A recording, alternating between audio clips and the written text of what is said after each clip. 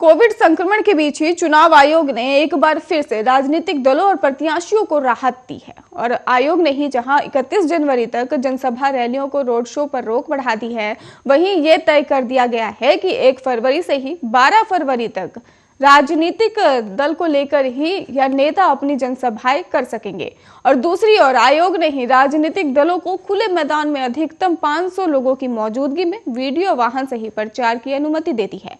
और लगातार बढ़ रहे कोविड संक्रमण के बीच ही चुनाव आयोग ने उत्तराखंड में सभी दलों और नेताओं की फिजिकल रैलियों रोड शो पर ही रोक 31 जनवरी तक बढ़ा दी है। आयोग ने दलों और प्रत्याशियों को 1 फरवरी से 12 फरवरी के बीच ही जनसभाएं करने की इजाजत दी है। ये जनसभाएं खुले स्थान पर करनी होगी, जिनमें अधिकतम 500 या उस ग्राउंड की क्षमता के 50% लोग ही शामिल हो सकेंगे। वहीं आयोग ने ही डोर टू डोर प्रचार में भी राहत दी है और आयोग ने अब 5 के बजाय 10 लोगों के ही साथ डोर टू डोर प्रचार की जो है वो अनुमति दे दी है। वहीं आपको बता दें कि चुनाव आयोग की ओर से जारी गाइडलाइंस के मुताबिक कोई भी राजनीतिक दल या प्रत्याशी किसी भी खुले स्थान पर वीडियो वाहन या फिर सहायता से प्रचार कर सकता है। यहाँ भी अधिकतम 500 या उस मैदान की क्षमता से 50% लोग ही शामिल हो सकेंगे।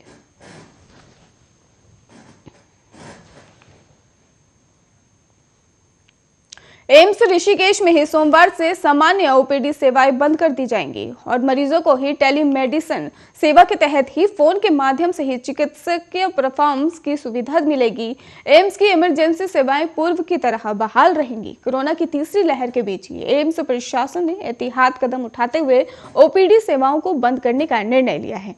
एम्स के ही medical superintendent professor Ashwani Kumar Dalal ने बताया है कि अस्पताल की सामान्य ओपीडी और सेवाएं सोमवार के लिए बंद रहेंगी और जबकि इमरजेंसी सेवाएं को ही 24 घंटे संचालित किया जाएगा। उन्होंने बताया कि इससे अलावा कैंसर ग्रसित पुराने मरीजों को ही कीमोथेरेपी और रेडियोथेरेपी सुविधा का लाभ मिलता रहेगा। प्रोफेसर अश्वनी कुमार ने यह भी बताया है कि सामान्य मरीजों को ही टेलीमेडिसिन सेवा के तहत ही चिकित्सकीय परफॉर्मेंस की सुविधा मिलेगी और चिकित्सीय परफॉर्मेंस के लिए ही मरीज टेलीमेडिसिन सेवा के फोन नंबरों पर ही संपर्क कर सकते हैं। और एम्स प्रशासन ने ही लोगों से मास्क, सामाजिक दूरी और सैनिटाइजिंग करने का भी निर्णय लिया है।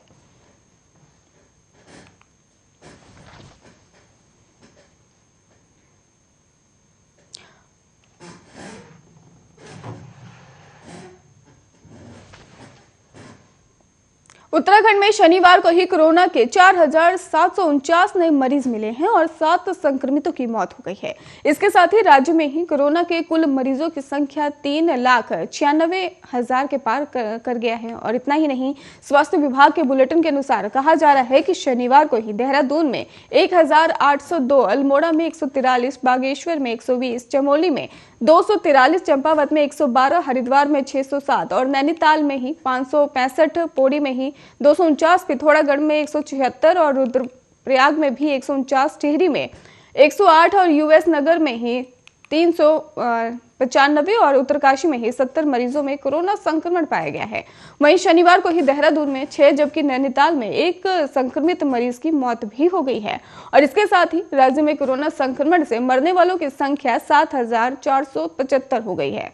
शनिवार को राज्य में ही संक्रमण की दर 12.48%, जबकि मरीजों के ठीक होने की दर 98 हो गई है। और इसके साथ ही आपको बता दें कि शनिवार को ही 38,000 के करीब सैंपलों की रिपोर्ट भी आई है, जबकि 28,000 के करीब सैंपल जांच के लिए भेजे गए हैं।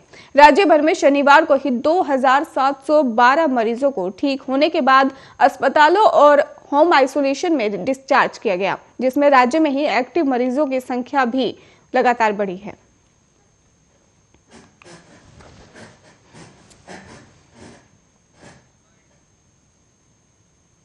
उत्तराखंड में शनिवार रात भर मैदानी इलाकों में बारिश और पहाड़ी इलाकों में बर्फबारी होती रही, जिसके बाद अब कड़ाके की ठंड बढ़ गई है। राजधानी देहरादून में भी सहित राज्य भर में रविवार को भी मौसम खराब बना हुआ है। वहीं आपको बता दें कि चकराता, मसूरी, डनौल्टी, औली सहित लगभग सभी ऊंचाई वाले इलाकों में बर्फबारी हो रही है। और रविवार सुबह कुछ देर जब बादल हटे तो देहरादून से बर्फ से ढकी वादियों का नजारा साफ दिखा, लेकिन फिर से बादल छा गए। नैनीताल की ऊंची चोटियां भी बर्फ की सफेद चादर से ढक गई हैं। चमोली, रुद्रप्रयाग और उत्तरकाशी, पिथौरागढ़ सहित अन्य जिलों में भी ऊंचाई वाले इलाकों में बर्फ से ढके हुए नजर आ रहे हैं और केदारनाथ, बद्रीनाथ, यमुनोत्री, गंगोत्री में भी बर्फबारी हुई है। नई टिहरी, रुद्रप्रयाग, चमोली और आसपास के क्षेत्रों में रात भर से बारिश हो रही है। वहीं बर्फबारी से यमुनोत्री हाईवे शनिवार देर रात से ही कई जगह पर बंद हो गया और हाईवे फूलचट्टी और राडी टॉप में ही बंद रहा। और इसके साथ ही आपको बता दें कि मार्ग खोलने के प्रयास फिलहाल किए जा रहे हैं।